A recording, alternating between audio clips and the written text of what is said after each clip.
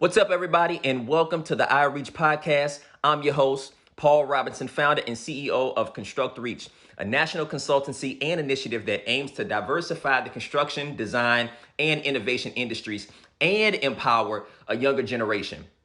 Every single week, we are here merging education, industry, and culture with a variety of featured guests that you do not want to miss. So let's go. iReach. What's up, everybody? This is Paul Robinson back here with you on an iReach episode, and I've got a very good friend. I don't say that with everybody, maybe I do, but I really mean it this time with my guy here, Gary Atkins, who is with us today. Gary, man, thanks for joining us, buddy. Hey, Paul. Well, thanks for having me. It's a pleasure and an honor to be able to join your podcast.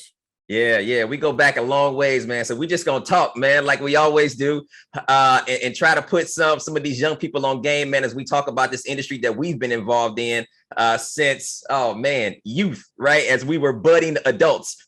So yeah, man, we're just gonna talk about construction. We're gonna jump into your story, man, like how you got into this industry, what you're doing right now, all the good stuff, man, that you've been able to do. And so just go ahead, man. Just tell us a little bit just about you and your journey, man. Like, how did you get into this industry, and take us back?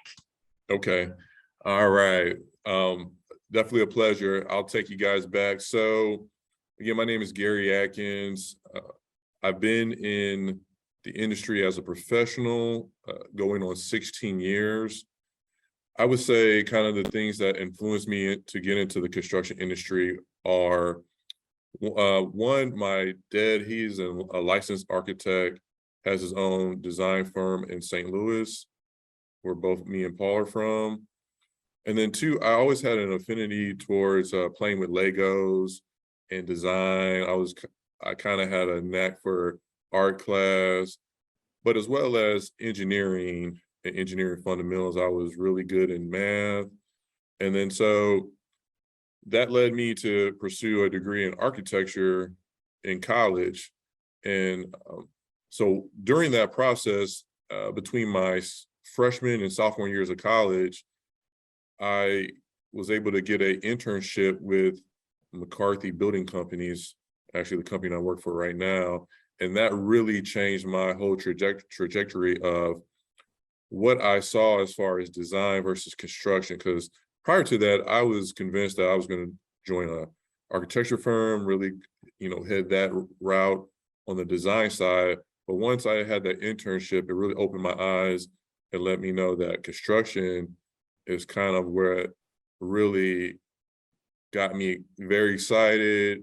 And I saw that path, and it's really kind of been proceeding on that path ever since. So that's kind of my story in a nutshell there. Yeah, man. Thanks for sharing.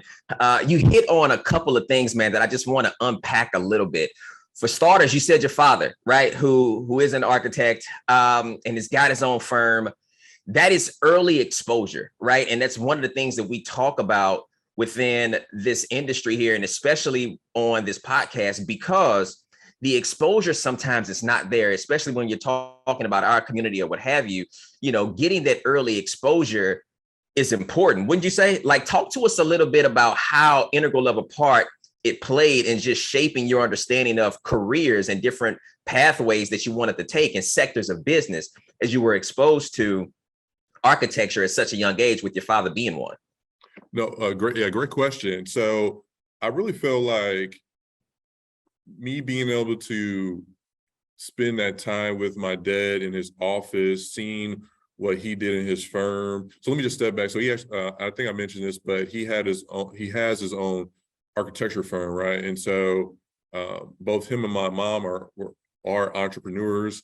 And so when I would get sick, there would be times where I can't stay at home.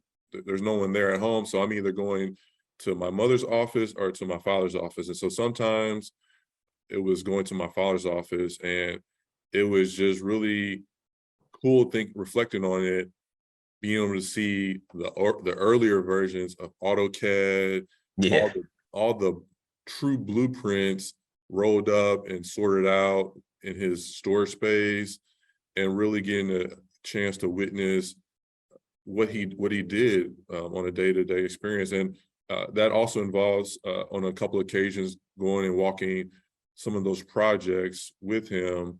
And so, yeah, just that exposure, right? No one gets that as a elementary school kid going through junior high and high school. And so just that exposure really helped mold me and kind of shape me into being able to see this industry, which really affected how I saw myself, right? Because even in junior high, I kind of had it on when they asked you, what do you want to be when you grow up? I said architect. And that was because my dad was an architect. Yeah, yeah. No, that's cool, man. And that's definitely something that I wanted to spend some time unpacking here. Because as we have educators who are listening to this, as we have, some adults who are parents that are listening to this, or industry folks that are developing partnerships with educators, and they're going, into schools and they're speaking, or they're hosting virtual job tours or what have you. Like, this piece is really important with talking about the exposure, because as we're looking at the industry now, we know that the industry is kind of in this crisis, if you will, where there's this retirement crisis that's hovering over the industry, and we're not backfilling these positions at the same rate that folks are leaving out. Having that exposure, though, is really important. So I know there's a need today, but getting in front of kids and youth during their formative years, as they are beginning to understand like what careers even exist, I think is very important for the industry to start being more intentional about, because you want to get in front early and often with children as they're beginning to know like what's available to them and their options, right? And so a lot of times, they just don't have a vast opportunity to explore the different routes that they can take within the industry. And so just having that, experience during your childhood for you, I can see definitely was instrumental, because of course, now you're within this industry of construction and design. Absolutely. I agree, right? So as kids, school, everyone just doesn't gravitate to school, right? Like, there's some people that school is their jam from elementary through high school, through college, through post-grad, et cetera, et cetera. But for a lot of people, we were all trying to be like you in school, Gary. I did have a knack for education. Again, big props. So modest, you say it. Yeah. No, really, we were trying to be like you. Yeah. Gary, can you help me? Oh, yeah. So, and I think one of the things helped motivate me as I reflect back on my, K through 12 education is I had a motivating factor. I knew what I wanted to be. And so I knew that school, and it was also instilled into me that school, a good education, could get me to what I wanted to be, right? But for a lot of our youth out there, they don't even have that motivating factor. Like, and I hate to say, but like what they see on TV is not always attainable, whether it's music careers or athletics. That's not always attainable for everybody. And so for the rest of us, it has to be some type of career. It has to be some type of pursuit in business, whether it's entrepreneurship. And those careers and that entrepreneurship are things our communities don't get exposed to at an early age enough of. And so being able to be exposed to architecture, to design, eventually construction, it was a great motivating factor for me. And I always try to mentor to high school students, to junior high students when I can. And when I see that switch flip from maybe not having as much motivation to, oh, I can see this as a career, I can see me doing this in my adulthood, and that really helping them to drive their performance and just caring about their academics and letting that lead to the next step. So it is extremely important. So if there's any educators or parents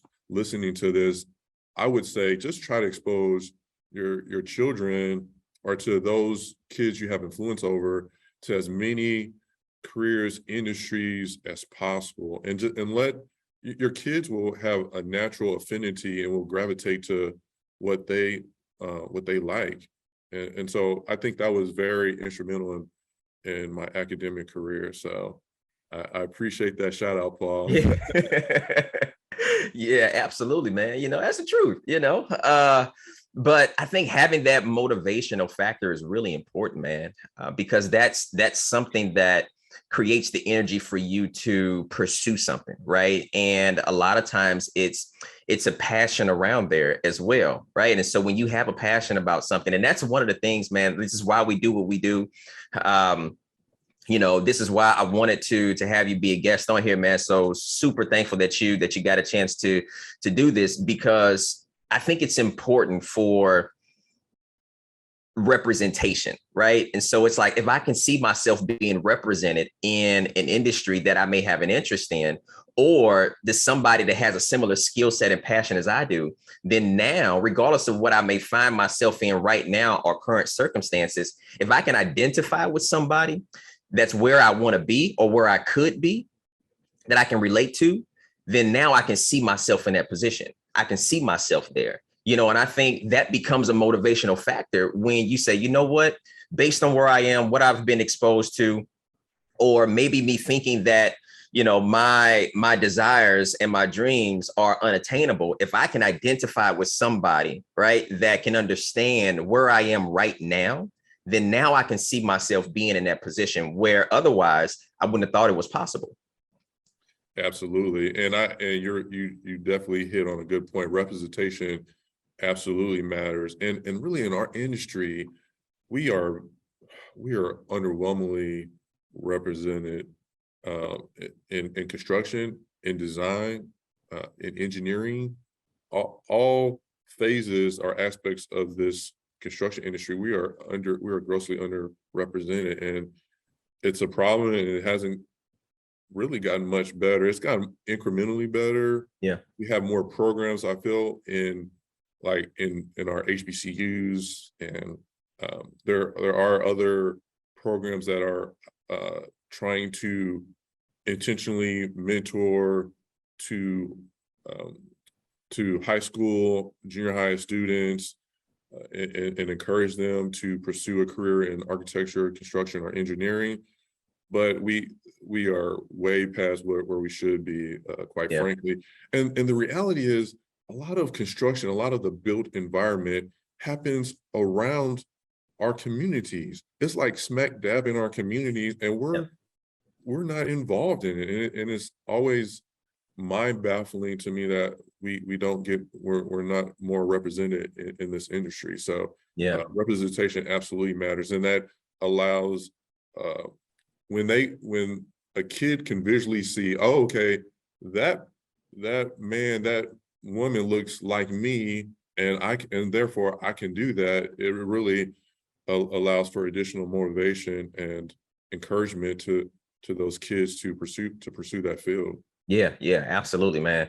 Now that is spot on. When you think about us not being represented as much as we should be within this industry, but then when you couple that with how large of an industry that it is, and how it should be reflective and representative of the working demographic, within the entire US, this has been a long-standing area of opportunity for our industry. This is why we do what we do. With that brings about challenges as well for a Black man, right? Talk to me a little bit just about maybe some of your biggest challenges thus far, because pretty much all of your adulthood, right? Like, you've been in this industry thus far. So talk to me a little bit about what's been your biggest challenge. Good question. I would say the biggest challenge is just not getting the same level of support that some of my counterparts get. And I'm prideful in many respects. So I work my tail off to try to prove that I can hold my own, that I'm a contributing member to any of my project teams I've been on. But a lot of times it is disappointing, where I feel like sometimes I'm left out on an island to fend for myself, and maybe not even to that level, but I certainly have been in situations where I do not get the same level of support and resources I need to be efficient at some of my roles I've had. on the construction project. And so that would probably be one of the biggest challenges. And to combat that is one thing I had to learn is I have to be my biggest advocate. No one's going to advocate for me. They're going to try to let status quo be status quo. And even if you advocate or you make mention of some of the resources that you need, or you need help in this area to be successful in your role on a project, you have to be very intentional about continuing to advocate and continue to say, hey, this performance or my deliverables are at this level because I have so much on my plate. I'm working 50 to 60 hours, crazy hours, and I need to have some work-life balance or work-life success, and it's not happening. And so a lot of things are falling at the wayside. So you really have to be a great advocate for yourself. And that's one of the things I've learned for myself during this journey. But that has been one of the biggest struggles, where it just seems like intrinsically some of my counterparts who aren't Black get that support and get those resources, whereas I did not get those. Yeah.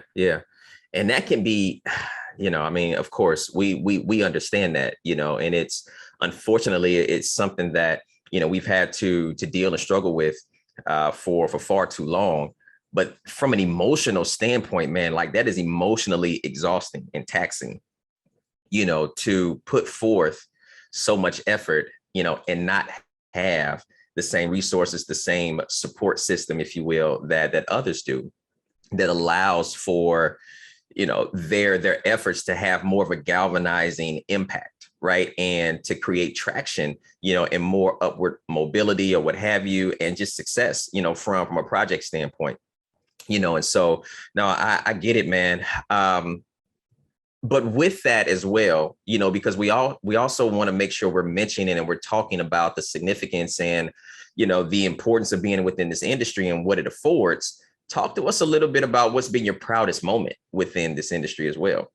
Okay, good question. Actually, and I'm sorry, let me backtrack a little bit and just kind of provide a little more context. So for those moments of struggle and getting through and getting the resources I needed, I was eventually able to get those. And I applaud McCarthy for really working and hearing me out. Sometimes I had to raise it up some levels of leadership, but eventually I was always able to get the resources and the help I needed. So again, it just goes to being an advocate. You have to advocate for yourself and raise it up to leadership. But then that also goes into maybe one of my proudest moments, I think, is I have always been a team player. I've always wanted to give back, and I have given back to my community that is reflective of me, whether it's been on projects in St. Louis. I've spent time in U City helping out with fundraising and volunteer efforts and exposure to the construction industry. For example, on a couple of projects we had for the University City School District, we had a mentorship program where we actually invited a high school student to intern with us during the summer, and just being a mentor and a resource, and just trying to put those gentlemen sort of on game of what to expect in our industry. Yep. Also spending some time, there used to be a charter school called the Construction Career Academy. It was kind of like in South St. Louis, and I spent time volunteering there. So I would say my proudest moment has been volunteering and giving back, and trying to reach out to that next generation of Black and brown folks who we can influence and get into the industry. Additionally, and so currently, for about the last 8 years, there is it's called ACE Mentor program. Yeah. ACE standing for Architectural Construction Engineering. I've been involved in that program. So it's a national program where mentors who come from the industry, so architects, engineers, general contractors, professors, all kind of get together, and on a weekly or biweekly basis, they meet with high school students, and essentially through the course of the school year, walk them through the whole design experience, from conceptual, okay, this is the project, these are the parameters, through like really developing their design and thinking through construction schedule, and then there's a presentation at the end of the year. So I've been involved in that program both in my time in New Orleans, and now the last 6 years here in Houston. And so that has been a very rewarding aspect of what I've done. And so I would say just continue to give back in those manners have been some of my proudest moments in the industry. Yeah, no, that's good, man. Thanks for sharing that. And from us, it can be seen as something small, but you have no idea like how large of an impact it can have on someone who's not where we are, right? And so just being able to give back and dedicating that time, man, and just allowing your experience, your knowledge, your career, just be a source of inspiration, your journey be a source of inspiration. And you never know like on what level certain things resonate with other people, man. And so it's just good, to always position yourself kind of in the middle, right? Where we're constantly growing and we're attached to somebody that can make us better, but then realizing and recognizing that, hey, there are others who, are not where I am yet. So let me make sure that I can allow my light and my life to be a testament, if you will, to where they can be. So no, that's good, man. That's good. What would you want younger people to know about this industry? It is a very rewarding industry. It has its challenges, as any industry has, but it is so rewarding to be able to build a project, be a part of a project, whether it's on the design, engineering, or construction side, be a part of a project that you can literally drive by, you can visit and say, hey, look, I was a part of that. And so some of the I've been on a range of projects and markets within the construction industry. I've been in healthcare. I've been on the entertainment side. I was a part of the Lumiere Hotel and Casino in downtown St. Louis off the riverfront. I was part of a big VA replacement hospital in New Orleans. I've done some small projects here in Houston in the Texas Medical Center. And so it's so cool, and so motivating and so invigorating to be a part of projects that people will experience, your family, your friends, your acquaintances will be able to experience, but then also projects in the healthcare where it's part of saving lives and providing a better quality of life for individuals, veterans, children, mothers, the whole just humanity. And so being involved in projects like that is really cool and very rewarding. So I would say that is probably the number one takeaway of being in our industry. And then also I would say the fact that like what I do on a day-to-day basis changes, right? So I'm a project manager, and so some days I'm dealing with the financial side, change orders, budgets, things like that. Other days I'm out in the field ensuring quality is being done to a high level, making sure our craft workers are being safe, trying to contribute in those type of ways. So that would be the other part, is that there's so much variety from a day-to-day that nothing really gets boring or stagnant. There's always new things, new challenges that happen out in the construction environment. Yeah, and that keeps you growing too. When you can continuously kind of face different challenges or what have you, where you have to stretch, man, and do things a little bit differently than you had done in the past, and ideate and think through how you're going to accomplish something. So last question here before I let you go, man. This has been such a good time as we drill down on making sure that we are creating opportunities within this industry, how representation matters.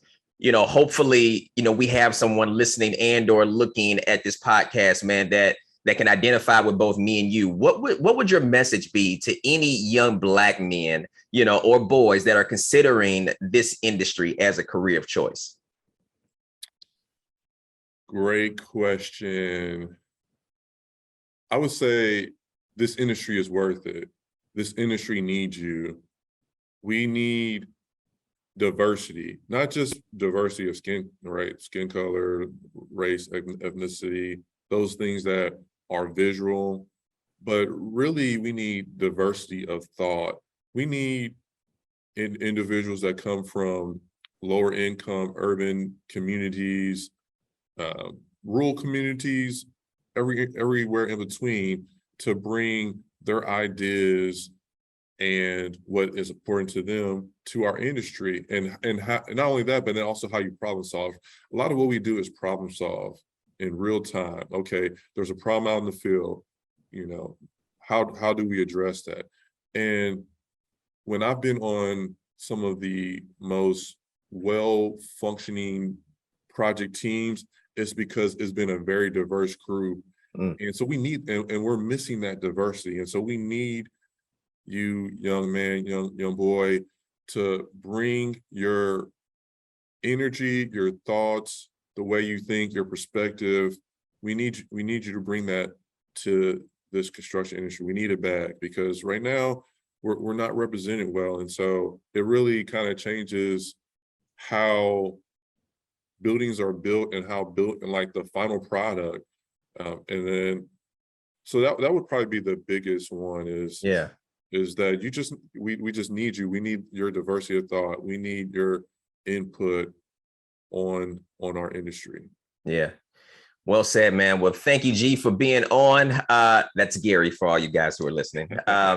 But appreciate it, man. It's always a pleasure to catch up. We'll be seeing each other soon here. And just thanks for joining us, man. I appreciate it. Thank you, Paul. I appreciate it. One last thing. I really admire and appreciate what you are doing. This podcast, what you're doing with ConstructReach, and its grasp and its reach to multiple, across the nation, is being seen and being heard, and this is just in its infant state, right? So the sky is the limit for ConstructReach. I look for any opportunities for us to partner in this industry. I appreciate you, everything you're doing, brother. So big shout out. Thank you, man. Thank you. Well, that is a wrap for us today. Thank you, Gary, for joining us, and we'll see you next week. Thanks again, everybody, for tuning into our show. Remember, like, share, subscribe to the podcast, and join the movement as we reach to build a better future that we can all be proud of.